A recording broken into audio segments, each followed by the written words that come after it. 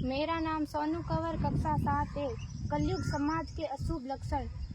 कुटुंब कम हुआ, संबंध कम हुआ, प्रेम कम हुआ, मर्यादा कम हुई, लाज लज्जा कम हुई, विनम्रता कम हुई, समर्पण कम हुए, पुस्तक वाचन कम हुआ, खान पान की शुद्धता कम हुई, बाल कम हुए, कपड़े कम हुए, नींद कम हुई, घी मक्खन कम हुआ, पीतल तांबे के बर्तन कम हुए, भाई भाई का प्रेम कम हुआ, सत्य कम हुआ, अतिथि कम हुए, धैर्य कम हुआ, श्रद्धा और विश्वास कम हुआ, बड़ों का सम्मान कम हुआ और भी बहुत कुछ कम हुआ जिससे जीवन सहज था, सरल था। संतान को दोष न दे। बालक या बालिका को इंग्लिश मीडियम में पढ़ाया, अंग्रेजी बोलना सिखाया, बर्थडे और मैरिज एनिवर्सरी जैसे जीवन के शुभ प्रसंगों को अंग्रेजी कल्चर्स के अनुसार जीना ही श्रेष्ठ माना।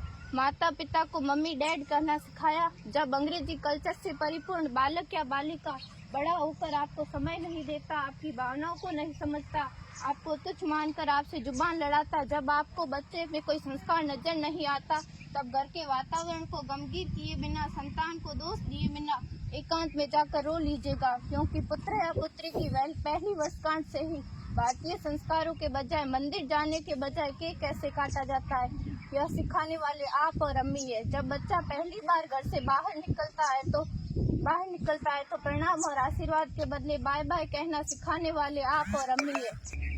हम परीक्षा देने जाते समय इष्ट देव बड़ों के पैर छूने के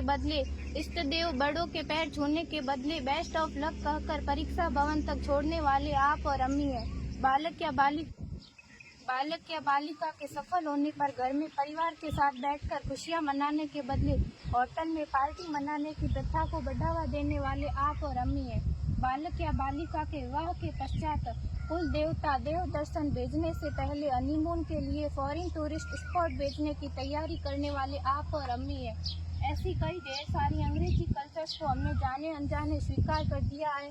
अब तो बड़े बुजुर्गों के पैर छूने में भी शर्म आती है। गलती किसकी? मात्र आपके माता और पिता की। अंग्रेजी अंतर्राष्ट्रीय भाषा है से काम का हेतु सीखना है, अच्छी बात है, लेकिन इसकी संस्कृति को अपने जीवन में उतारने की तो कोई बाध्यता नहीं थी। अपनी समृद्ध संस्कृति को त्याग कर नैतिक मूल्यों, मानवीय संवेदनाओं से रहित अन्य सभ्यताओं की जीवन शैली अपनाकर हमने क्या पाया?